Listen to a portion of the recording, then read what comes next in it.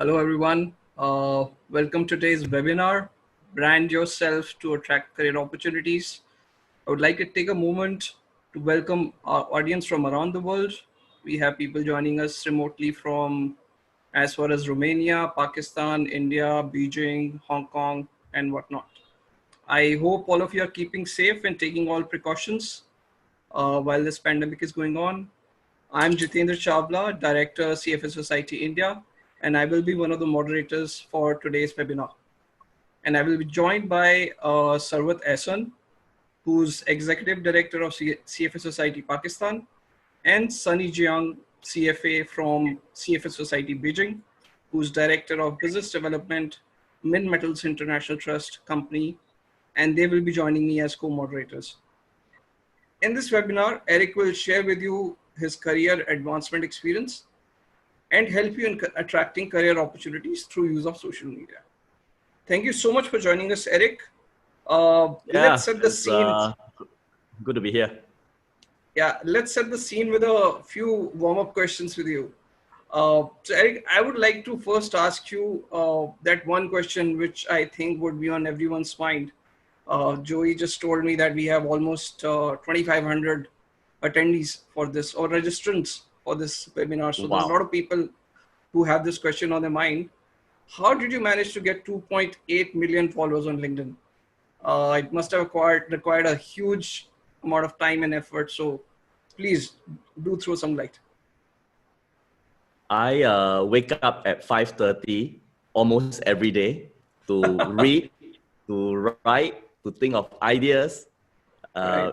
Before I even reply to my WeChat or WhatsApp. So from 5:30 to 7 o'clock, almost every day, that's what I do. And I'll go through my list of topic. Every time I walk past a garden, if I get an idea, if I see a hawker, if I see somebody on the street that gives me inspiration, give me motivation, I put it down on my iPhone, which I later want to share some of my LinkedIn ideas after my presentation. And I'll go through them in the morning and see which one of these can be a LinkedIn post. And of course, to be consistent, to do it for 5 years. About 3 years ago, in fact, exactly 3 years ago, my father passed away and nobody know. I didn't post anything like that, but I continue my every Tuesday and Thursday posting. So that's how committed I am. Because I prepare a few posts in advance. And of course, sometimes when you're feeling stressed, writing is also a way to get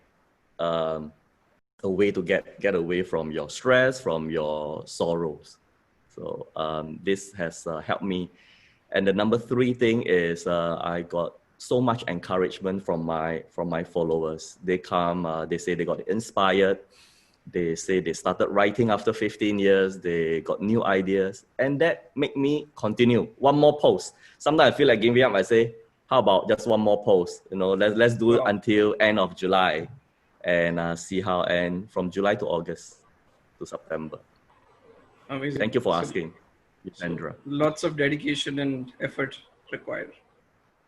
Yes. Definitely. When you want to do something well, definitely need some consistent effort. Not just effort, but consistent effort.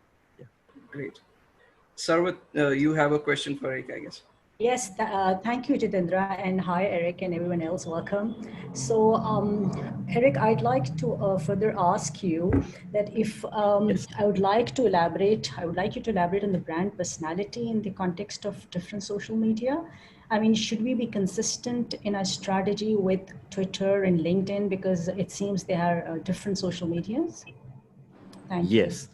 This is what I'm going to talk about in my presentation later, but just to give people a gist of it, right? Is you have to be consistent with your profile, but at the same time, when you go to each platform, they speak a different language, and you need to learn how to speak that native language. So the content can be the same, but the way you post, the way you write your photos, the focus on photo or on text, I'm going to explain a bit more later on. So guys, stay tuned. We already have almost 800 participants. Yeah, Sunny, you have a question now?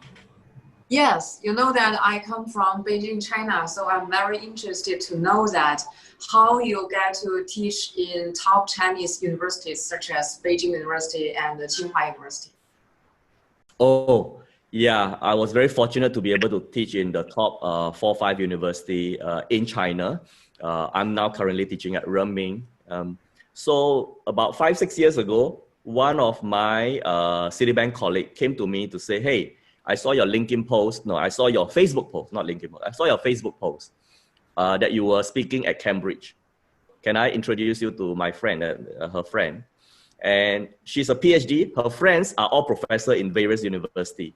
So her friend, who's teaching at Queen's University in Canada, was looking for somebody to teach in Beijing, somebody who has experience in teaching and somebody who has experience in investment banking. Of course, a nice MD title will help attract the students as well. So it was because of social media that I got this opportunity. And then with that credential, I can then go on to Peking University, Tsinghua University, and of course, now also in NUS. Plus, I think the university liked my experience dealing with Chinese state-owned enterprises. I was structuring for them. I was doing investment banking transaction with the Chinese company. Thank you. Very helpful. Thank you. Great. So yeah. We have more than 800 participants now, so I think we can start now. So before I begin, I'd like to tell you a bit of my background. I started with DBS Bank, and I was an engineer by training, as you know. So I went to Lancaster to do my master's. So halfway through, I was looking for a job. Unfortunately, 1997, the Asian financial crisis hit.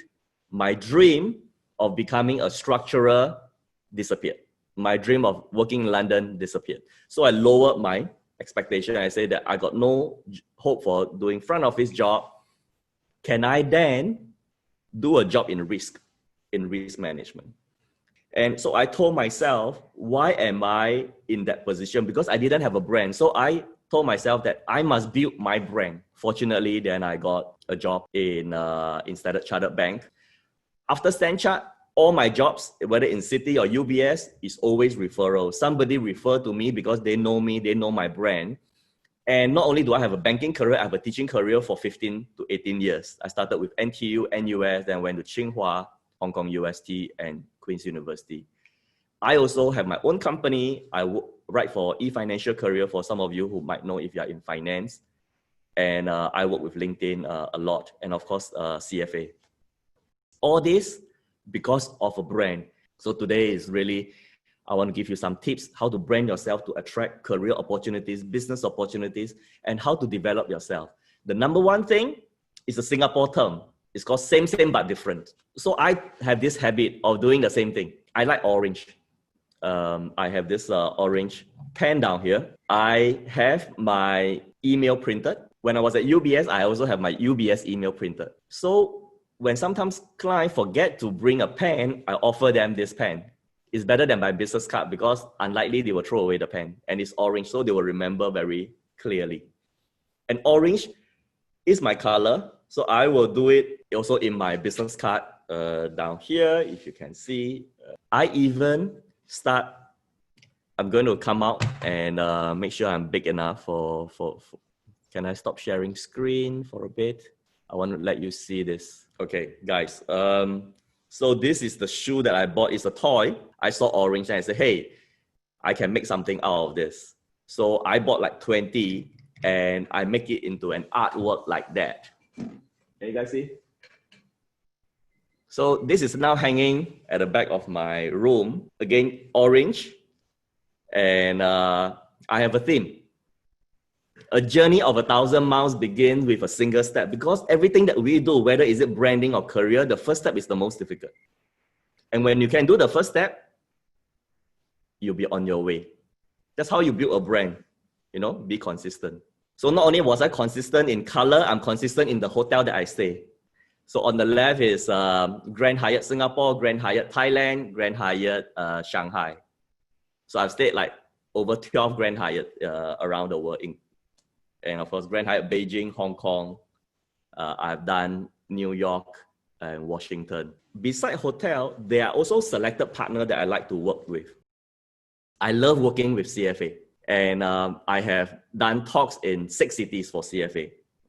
Jitendra, you know that I have done New Delhi, I've done Bangalore, so I've done Singapore as well, KL, Hong Kong, Bahrain. So the way you want to build your brand is do the same thing and make yourself different.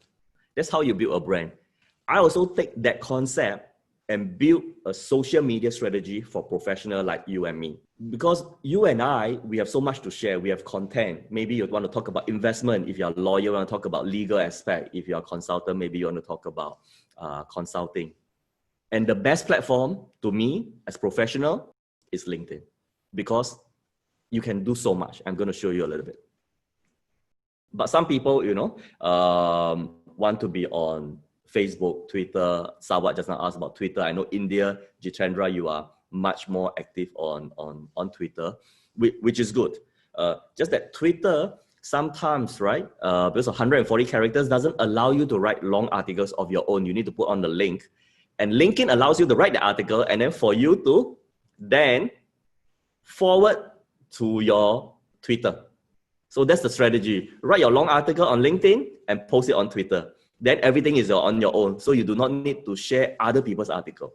And of course, I know China, WeChat is big. So you can use LinkedIn and share on WeChat, WhatsApp. So once in a while, I'll send my friend after I wrote some article, hey, this is my article individually. So they feel very personalized. And this is how you build your brand as well. Have LinkedIn as your engine and spread your message across. So your message is consistent. Remember, same but different. So the same is same profile photo across all social media. Same title across all social media. Whether is it Facebook, Twitter, or Instagram, is always banker, lecturer, speaker, writer. Fantastic. I just saw we have 900 participants. Number 3, when we think about career, a lot of people want to think about money, meaning, and happiness, right? This is what we want to achieve in life. You want to achieve money, of course, but you also want meaning, you also want happiness. And we are expecting one job to give us all 3 items. If you look at your employment contract, what does it say? Your employment contract is like an M&A, right? You are selling your time and services in exchange for some cash, right? You're selling time and services. In return, you get money. There is no mention in your employment agreement about meaning and happiness. So how can we expect our employers to give us that? So I suggest we all now start thinking, one person, multiple careers. Do you recognize this person? Anybody? So is his DJ name. Anybody out there on the chat, if you can just type, what's his name? He's a banker, a very senior banker and a DJ. Let me show you his LinkedIn profile. David Solomon, CEO of Goldman Sachs. And look at his LinkedIn. Only 2 entries. Goldman Sachs for 20 years and DJ at Payback Records.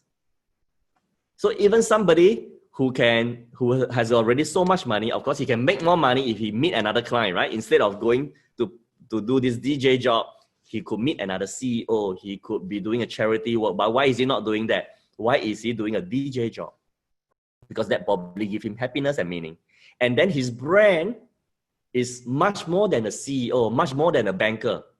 For me on LinkedIn, I'm a banker. So banker on its own is ordinary. So many bankers around. Lecturer on its own, ordinary. Speaker as well, writers as well. But when I combine the 4 of them, you have a brand. It doesn't need to be a career. It can be an interest. And the best way to put it is on your LinkedIn. And let people know about it so that they can come to you. Number 4, when we talk about brand, is internal brand versus external brand. A lot of time, we keep thinking about the brand about work, which is internal. What's my brand? And internal brand is difficult to change. Whether you're hardworking, you're lazy, you're smart, you're creative or not, it's difficult to change after 3-4 months. So the best is to use external brand to influence your internal brand. It's easier that way. For example, when I did a TED Talk, straight away when I was at UBS, people said, hey, you did a TED Talk, your brand elevated a little bit. So that's how you build your brand internal. So start with external. Of course, you know that I'm also a lecturer as well. So my bosses will introduce me as a professor. And he said, they are not kidding. I mean, he was laughing with the client and said, hey, not kidding, this is a real professor. He said, Eric, give your card, give your professor card, business card. So even my boss, who pretend not to know, suddenly I was so surprised that when he introduced me to the big clients, you know, investment banking clients tends to be all the bosses, big tycoons. I didn't know that he actually paid attention. And so that's part of my brand. And of course, if you can involve in CFA events like Jitendra, that builds his brand as well, because that shows that he is out there, he can speak, he can think. And when somebody like that, you feel you can trust him. So I also do with university, help the students. Sometimes when we are thinking about ourselves, hey, it's so tough, right? To look for a job today. But if you can help other people, your brand will say that you are resilient, you are thoughtful, and you look after people. And you are the kind of people that they want when coronavirus is over. So take the time. You don't need to spend a lot of time, you know. And if you don't feel like speaking, you say that I'm not a good public speaker, you can still work with CFA, contribute an article. So I contributed one article on 10 tips to become a Zoom master. So I contributed this to CFA Society Singapore. Number 5 is to win trust. We really need to build a brand that can win trust, because without trust, nobody's going to hire us, nobody's going to give us the opportunity. So how do we win trust? You need 3 things. Number 1, competency. Number 2, are you interesting? Number 3, can you be trusted? So a lot of you already got CFA. So competency is no longer in the question. If you don't have CFA, please apply for one. And competency is when you do the small things well. A lot of people, they try to do the big things well. But a lot of time, you are judged based on the small things. A lot of time, if you don't do your small things well, they will say, such a small thing you cannot even do well. We cannot rely you on big things.